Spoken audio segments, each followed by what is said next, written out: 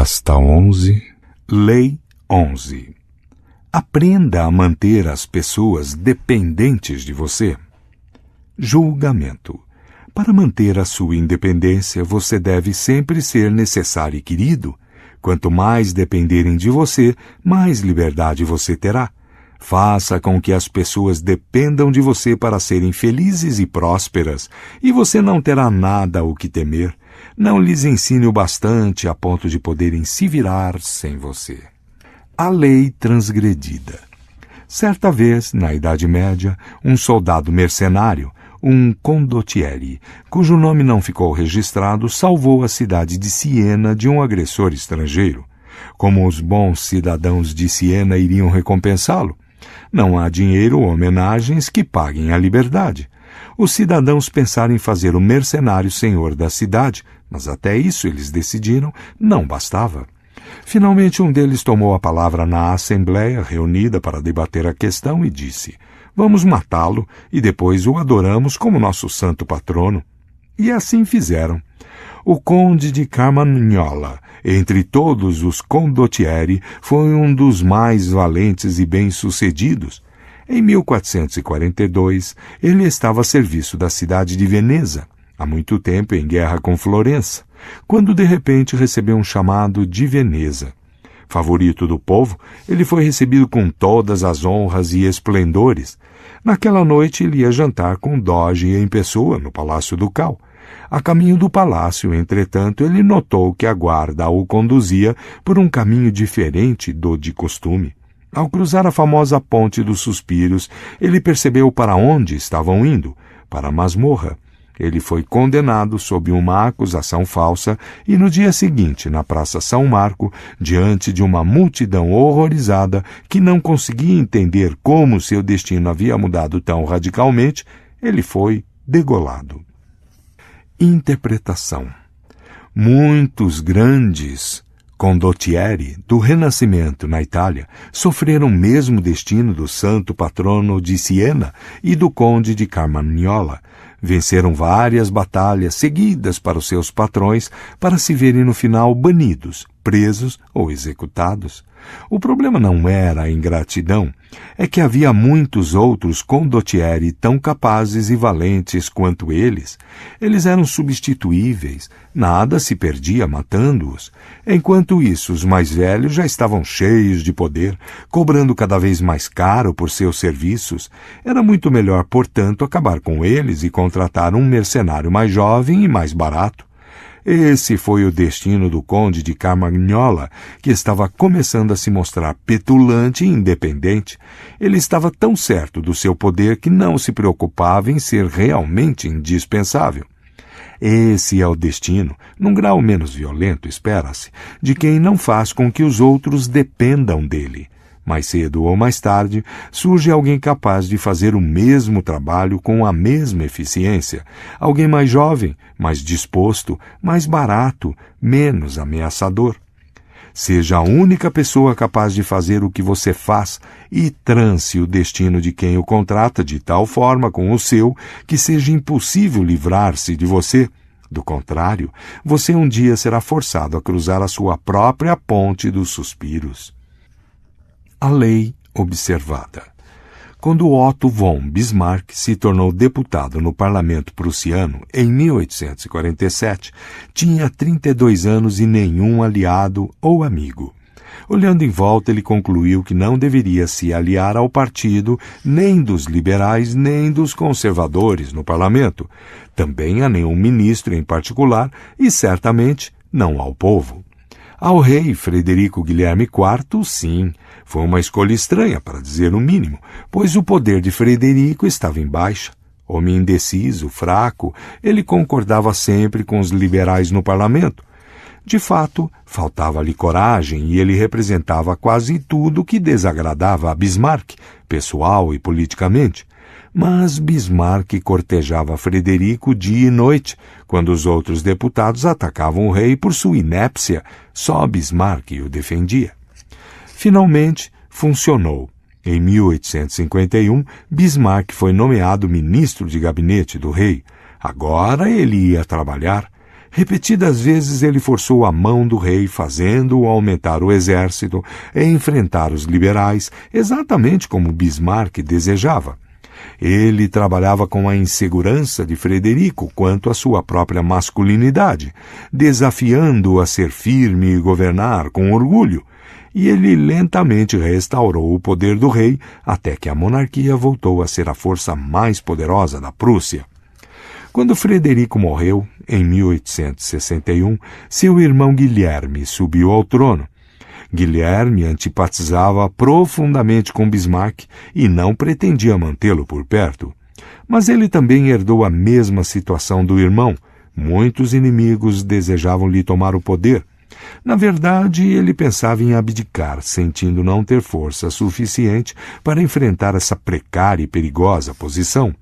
Mas Bismarck se insinuou mais uma vez, ficou ao lado do novo rei, deu-lhe força e o incentivou a agir com firmeza e decisão. O rei passou a depender das táticas violentas usadas por Bismarck para manter seus inimigos afastados, e apesar da sua antipatia pelo homem, não demorou a nomeá-lo primeiro-ministro. Os dois discutiam com frequência sobre política. Bismarck era muito mais conservador, mas o rei compreendia sua própria dependência. Sempre que o primeiro-ministro ameaçava renunciar, o rei cedia, sempre, e era de fato Bismarck quem definia a política de Estado. Anos mais tarde, os atos de Bismarck como primeiro-ministro da Prússia levaram vários estados alemães a se unir, formando um só país. Agora Bismarck conseguiu convencer o rei a se deixar coroar imperador da Alemanha.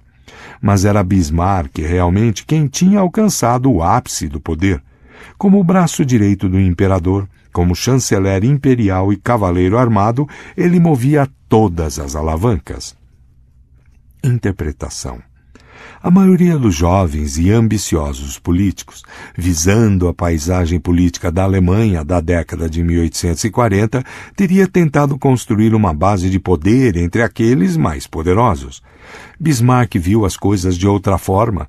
Unir forças com os poderosos pode ser tolice. Eles o engolirão, como o Doge de Veneza engoliu o Conde de Carmagnola. Ninguém vai depender de você se já for suficientemente forte. Se você é ambicioso, é muito mais sensato procurar governantes ou mestres fracos com quem poderá criar uma relação de dependência. Você se torna a força deles, a sua inteligência, o seu suporte. Quanto poder você tem, se eles se livrarem de você, todo o edifício vem abaixo. A necessidade governa o mundo. As pessoas raramente agem se não forem forçadas a isso. Se você não se faz necessário, será eliminado na primeira oportunidade. Se, por outro lado, você compreender as leis do poder e fizer com que os outros dependam de você para o bem-estar deles, se você puder contrapor a fraqueza deles com o seu próprio ferro e sangue, na frase de Bismarck, então você sobreviverá aos seus senhores, como fez Bismarck. Você ficará só com os benefícios do poder, sem os seus espinhos. Assim, um príncipe sábio pensará em como manter todos os seus cidadãos e em todas as circunstâncias dependentes do Estado e dele, e aí eles serão sempre confiáveis. Nicolau Maquiavel, 1469-1527. As chaves do poder. Poder é a capacidade de conseguir que os outros façam o que você quer. Se você consegue isso sem forçar nem magoar as pessoas, se elas de boa vontade lhe dão o que você deseja, então o seu poder é intocável. A melhor maneira de alcançar esta posição é criando uma relação de dependência. O senhor precisa dos seus serviços, ele é fraco ou incapaz de funcionar sem você, que se misturou de tal forma no trabalho dele que, eliminando-o, ele ficaria em grandes dificuldades, ou pelo menos perderia um tempo precioso para treinar outra pessoa para substituir você. Uma vez estabelecida uma relação dessas, você é quem tem o controle, a influência para forçar o senhor a fazer o que você quer. É o caso clássico do homem por trás do trono, o servo do rei, que, na verdade, controla o rei. Bismarck não teve de intimidar Frederico ou Guilherme para fazer o que ele pedia. Simplesmente deixou bem claro que, se não conseguisse o que queria, ia embora, deixando o rei sem saber para que lado se virar. Os dois reis em breve estavam dançando conforme a música de Bismarck. Não seja como tantos que se enganam acreditando que poder é independência. O poder implica um relacionamento entre as pessoas. Você sempre vai precisar dos outros como aliados, peões ou até como senhores fracos que servem de fachada para você. O homem totalmente independente viveria numa cabana na floresta, estaria livre para ir e vir à vontade, mas não teria poder. O máximo que você pode esperar é que os outros fiquem tão dependentes de você que você passa a usufruir de um tipo inverso de independência. A necessidade que eles sentem de você o deixa livre. Luís XI, 1423-1483, o grande rei Aranha da França, tinha um fraco por astrologia. Na corte havia um astrólogo a quem ele admirava, até que um dia o homem previu que uma senhora da corte morreria dentro de 8 dias. Quando a profecia se realizou, Luís ficou assustadíssimo, achando que o homem tinha assassinado a mulher para provar a sua competência, ou então era tão versado na ciência que seus poderes representavam uma ameaça para o próprio Luís. De uma forma ou de outra, ele tinha de morrer. Uma noite, Luís mandou chamar o astrólogo até o seu quarto, no alto do castelo. Antes que ele chegasse, o rei disse aos criados que fariam um sinal para eles erguerem o astrólogo, levá-lo até a janela e atirá-lo lá de cima, a quase 100 metros de altura. O astrólogo chegou logo, mas antes de dar o sinal, Luís resolveu lhe fazer uma última pergunta. Você diz conhecer a astrologia e saber o destino das pessoas. Então me diga, qual será o seu destino e quanto tempo ainda viverá? Morrerei 3 dias antes de Vossa Majestade, o astrólogo respondeu. O rei não deu sinal. A vida do homem foi poupada. O rei Aranha não só protegeu o seu astrólogo durante toda a sua vida, como o enchia de presentes e fazia questão de que fosse tratado pelos melhores médicos da corte. O astrólogo morreu anos depois da morte do rei, desmentindo o seu poder de profecia, mas provando a sua perícia no poder. O modelo é este. Faça com que os outros dependam de você. Livrar-se de você pode significar um desastre, até a morte, e o seu senhor não ousará desafiar a sorte, tentando descobrir se isso é verdade. Há muitas maneiras de alcançar essa posição. A principal é possuir talento e capacidade criativa insubstituíveis. Durante o Renascimento, a maior dificuldade para o sucesso de um pintor era encontrar o patrono certo. Ninguém melhor do que Miguel Ângelo sabia disso. Seu patrono foi o Papa Júlio II. Mas os dois discutiram sobre a construção do túmulo de mármore do Papa, e Miguel Ângelo deixou Roma desgostoso. Para espanto das pessoas que giraram em torno do Papa, não só ele não despediu o artista, como foi atrás dele e, no seu jeito arrogante, lhe implorou que ficasse. Miguel Ângelo, ele sabia, poderia encontrar outro patrono, mas ele jamais encontraria um outro Miguel Ângelo. Você não precisa ter o talento de um Miguel Ângelo, basta uma habilidade para que o destaque da multidão. Você deve criar uma situação tal que possa sempre se apegar a outro senhor ou patrono, mas que o seu senhor não seja capaz de encontrar facilmente outro servo com o seu talento particular. E se na realidade você não for mesmo indispensável, deve encontrar um jeito de parecer que é. Aparentar ser dono de um conhecimento e uma habilidade especializados lhe dá uma margem de segurança para fazer os seus superiores acharem que não vivem sem você. A dependência real por parte do seu senhor, entretanto, o deixa mais vulnerável a você do que a falsa, e você sempre poderá tornar a sua habilidade indispensável. E isto é o que se entende por destinos entrelaçados. Como a era que vai se agarrando no muro, você está tão enredado na origem do poder que será muito traumático arrancá-lo dali. e você não precisa necessariamente ficar entrelaçado como o senhor. Outra pessoa ficará, desde que ela também seja indispensável na cadeia. Um dia, Harry Cohn, presidente da Columbia Pictures, recebeu no seu escritório um grupo desanimado de executivos. Era 1951, no auge da caça às bruxas do movimento anticomunista em Hollywood, conduzida pela Comissão de Atividades Anti-Americanas do Congresso dos Estados Unidos. Os executivos traziam más notícias. Um dos funcionários, o roteirista John Howard Lawson, tinha sido apontado como comunista. Tinham de se livrar dele imediatamente ou incorrer na ira da comissão. Harry Cohn não era um liberal fanático. De fato, sempre foi um republicano reacionário. Sua figura política favorita era Benito Mussolini, que uma vez ele fora visitar e cuja fotografia guardava numa moldura pendurada na parede. Se odiasse alguém, Cohn chamava de bastardo comunista, mas, para o assombro dos executivos, Cohn lhes disse que não despediria Lawson. Ele o manteve não porque fosse um bom roteirista, havia outros muito bons em Hollywood.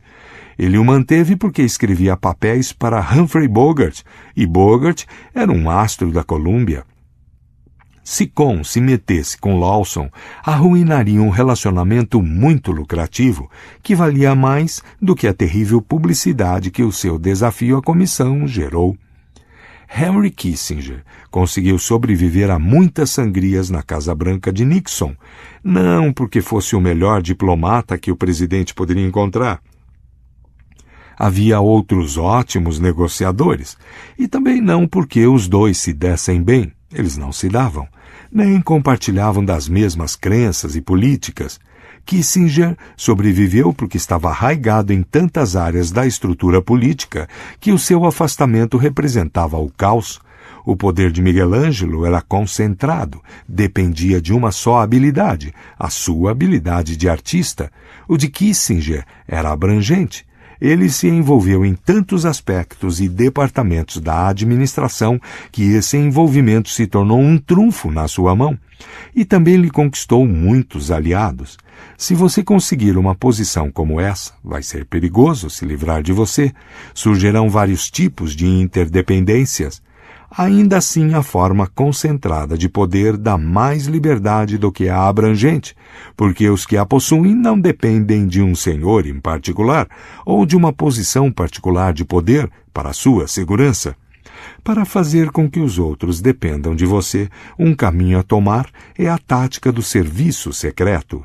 Sabendo o segredo das outras pessoas, guardando informações que elas não gostariam de ver divulgadas, o seu destino fica selado ao delas, você fica intocável. Os ministros da polícia secreta mantiveram esta posição por séculos. Eles podem fazer ou derrubar um rei, ou como no caso de J. Edgar Hoover, um presidente. Mas o papel é tão cheio de inseguranças e paranoias que o poder que ele confere quase se anula. Você não descansa. E de que serve o poder se não lhe dá tranquilidade? Um último aviso. Não pense que o seu senhor, porque depende de você, vai amá-lo. De fato, ele pode se ressentir e ter medo de você. Mas, como disse Maquiavel, é melhor ser temido do que amado. O medo você pode controlar, o amor não. Depender de sentimentos tão sutis e inconstantes como amor ou amizade só deixa você inseguro. É melhor que os outros dependam de você por temer as consequências de perdê-lo do que por gostar da sua companhia. Imagem. Trepadeira com muitos espinhos. Embaixo, as raízes se espalham profundas. Por cima, a trepadeira se emaranha. Nos arbustos, se enrosca nas árvores, postes e beirais de janela. Livrar-se dela dá tanto trabalho que é mais fácil deixá-la subir. A autoridade. Faça as pessoas dependerem de você. Ganha-se mais com essa dependência do que cortejando-as. Quem já saciou a sua sede dá logo as costas para a fonte, não precisando mais dela. Não havendo dependência, desaparece também a civilidade e a decência, e depois o respeito. A primeira coisa que se aprende com a experiência é manter viva a esperança. porém nunca satisfeita, manter até um patrono real sempre precisando de você. Baltazar Gracian, 1601-1658. O inverso. O lado negativo de fazer os outros dependerem de você é que você, de certa forma, fica dependente deles. Mas não aceitar isso significa livrar-se dos seus superiores, ficar sozinho, sem depender de ninguém. Esse é o impulso monopolista de um J.P. Morgan ou de um John Rockefeller, eliminar toda a concorrência, ficar no controle total. Se você pode encurralar o mercado, melhor. Toda independência tem o seu preço. Você é forçado a se isolar. Os monopólios, com frequência, se voltam para dentro e se destroem pela pressão interna. Eles também despertam fortes ressentimentos, fazendo os inimigos se unirem contra eles. O impulso para o controle total é muitas vezes pernicioso e inútil. A interdependência é a regra. A independência, uma rara e quase sempre fatal exceção. É preferível se colocar numa posição de dependência mútua, portanto, e seguir esta regra do que procurar o inverso. Você não sofrerá a insuportável pressão de estar no topo, e o senhor acima de você é que será o seu escravo, pois ele é quem vai depender de você. Notas. Os 2 cavalos. 2 cavalos transportavam 2 cargas. O da frente ia bem, mas o de trás era preguiçoso. Os homens começaram a empilhar a carga do cavalo de trás sobre o da frente. Depois de transferirem tudo, o cavalo de trás, aliviado, disse para o da frente: "Labuta e sua. Quanto mais você tentar, mais terá de sofrer." Ao chegar à taverna, o dono falou: "Por que devo alimentar 2 cavalos se transportei tudo num só? É melhor dar a um toda a comida que ele quiser e cortar a garganta do outro. Pelo menos aproveita o couro." E assim o fez. Fábulas, Leon Tolstói, 1828-1910. O gato que passeava sozinho. Aí a mulher riu e deu uma tigela de leite branco e morno para o gato, dizendo: "Ó, gato, você é tão inteligente quanto o homem, mas lembre-se de que fez um trato comigo, não com o homem e o cão, e não sei o que eles farão quando chegarem à casa." "O que me importa?" disse o gato. "Se tenho meu lugar na caverna, perto do fogo, e meu leite branco e morno 3 vezes por dia, não me interessa que o homem e o cão podem fazer." E a partir desse dia, meu amado, de cada 5 homens honestos, 3 jogarão coisas sobre o gato, quando o virem, e todos os cães honestos o escorraçarão a árvore acima. Mas o gato também cumpre a sua parte no trato. Ele mata os ratos e é gentil com os bebês quando está em casa, desde que não lhe puxem o rabo com muita força. Mas depois e nos intervalos, e quando a lua se ergue no céu, vem a noite. Ele é o gato que passeia sozinho, e para eles todos os lugares são iguais. Ele sai pelos bosques silvestres molhados, sobe nas árvores silvestres molhadas, ou nos telhados silvestres molhados, abanando a cauda e caminhando pelos seus ermos silvestres. Just So Stories, Rudyard Kipling, 1865-1936. O olmo e a trepadeira. Uma jovem e extravagante trepadeira, futilmente ambicionando independência e gostando de se espalhar à vontade, desprezou a aliança de um olmo imponente que crescia ali por perto e namorava seus abraços. Tendo crescido até uma certa altura, sem nada para sustentá-la, ela lançou seus ramos delgados a uma distância muito incomum e excessiva, chamando o vizinho para ver como não precisava da sua ajuda. "Pobre arbusto pretensioso", respondeu o olmo, "como é incoerente a sua conduta. Se você fosse mesmo independente, usaria a sua seiva para engrossar o seu caule, que desperdiça em vão uma folhagem inútil. Em breve haverei rastejando no chão, mas com o estímulo, na verdade, de muitos da raça humana, que, ébrios de vaidade, desprezaram a economia e que, para apoiar por um momento a sua vã ostentação de liberdade, exauriram a própria fonte em gastos frívolos." Fables, Robert Dodsley, 1703-1764. Fim de notas.